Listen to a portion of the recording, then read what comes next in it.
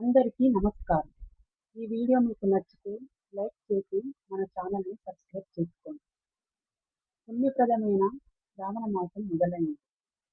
ఈ మాసంలో వచ్చే ప్రతి మంగళవారానికి ఒక ప్రత్యేకమైన మహత్వం ఉంటుంది.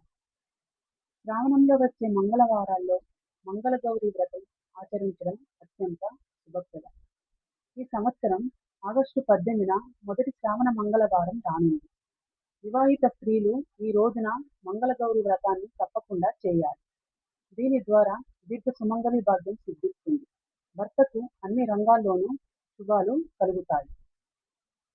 ఆగస్టు 18న వచ్చే ఈ తొలి శ్రావణ మంగళవారాన సౌభాగ్య ప్రాప్తి కోసం స్త్రీలు మంగళగౌరి వ్రతం ఎలా చేసుకోవాలో, ఏ నియమాలు పాటించాలో ఈ వీడియోలో వివరంగా చూద్దాం.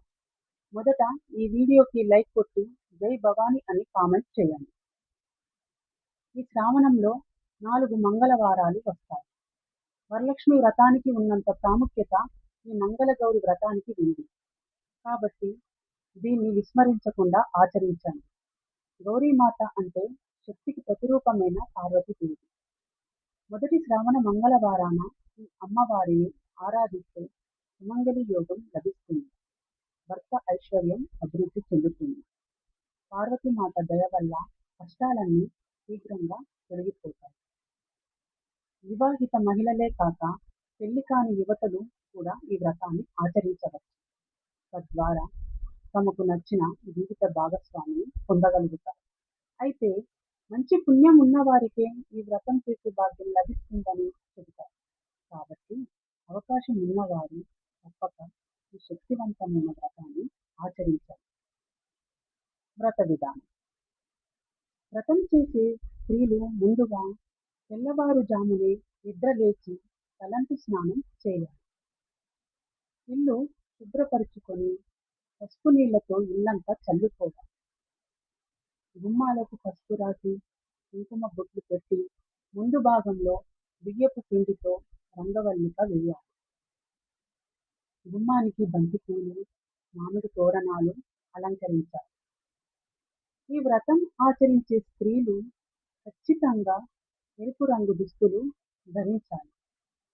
ఇలా చేయడం వల్ల అమ్మవారి కృప త్వరగా లభిస్తుందని చెబుతారు. పూజా మందిరంలో ముగ్గు వేసి అమ్మవారి విగ్రహం లేదా చిత్రపటాన్ని ప్రతిష్ఠించి గౌరీదేవిగా భావించి పూజించాలి. విగ్రహం అందుబాటులో లేని వారు పసుపుతో చిన్న గౌరీమూర్తిని తయారు చేసుకోవచ్చు. దీనివల్ల పసుపులో కొంచెం పాలు కలిపి మెత్తటి ముద్దగా చేసి పూజ గదిలో ఎర్రటి వస్త్రం మీద బియ్యం పోసి 2 తమలపాకులపై ఈ పసుపు గౌరిని ఉంచి ప్రతిష్ఠించాలి. ప్రతిష్ఠ అనంతరం మొదట గణపతిని పూజించి తర్వాత మంగళగౌరి వ్రతం మొదలు పెట్టాలి. వ్రతానికి ముందు తోరం తయారు చేసి అమ్మవారి ఎదుట ఉంచాలి. తెల్లటి దారాన్ని 5 పోగులుగా చేసి పసుపు పట్టించి 5 ముడులు వేసి ఒక పువ్వు జోడించి తోరాన్ని సిద్ధం చేయాలి. గౌరీదేవిని శోభాయమానంగా అలంకరించి ఎర్రని పూలతో పూజించి కుంకుమ అలంకరణ చేయాలి. 5 దీపాలు వెలిగించాలి. మట్టి ప్రమిదల్లో దీపారాధన చేయడం మరింత శ్రేయస్కరం.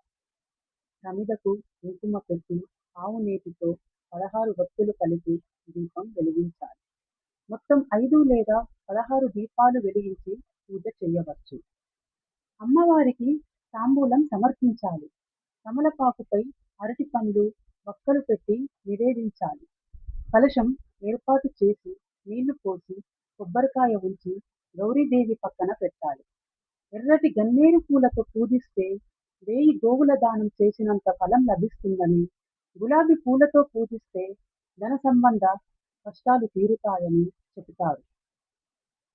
నైవేద్యంగా పాలతో చేసిన పరమాన్నం సమర్పించాలి. దానితో పాటు నానబెట్టిన శనగలు, పులిహోర, గారెలు కూడా నివేదించవచ్చు.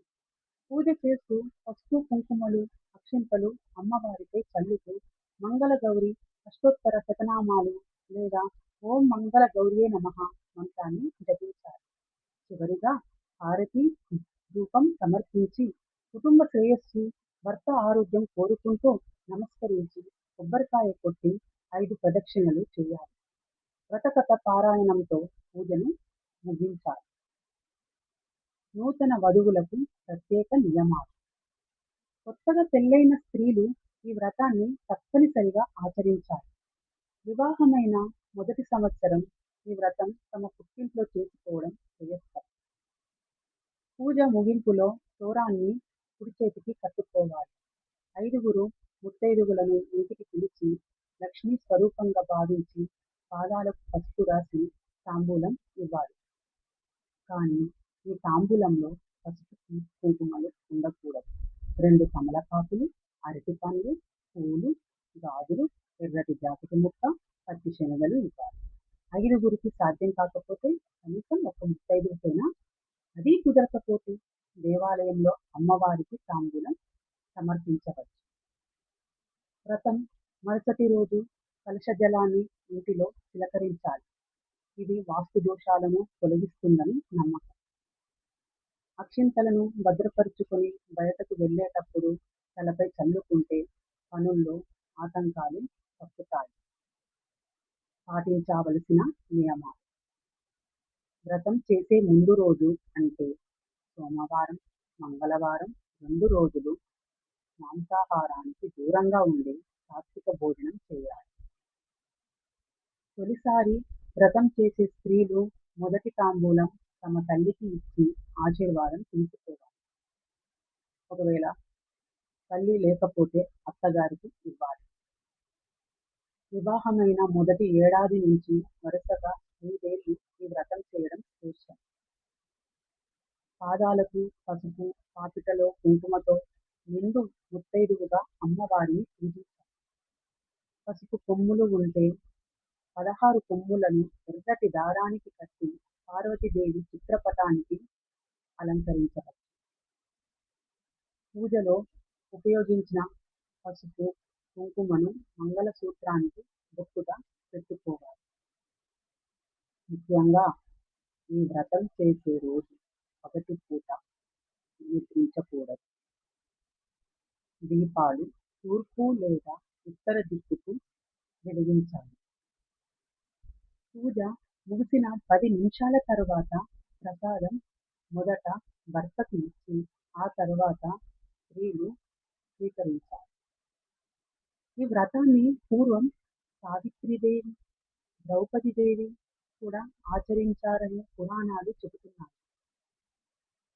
ఒక్కసారి భక్తి శ్రద్ధలతో ఈ మంగళగౌరి వ్రతం చేస్తే నిండు సౌభాగ్యం చేకూరుతుంది.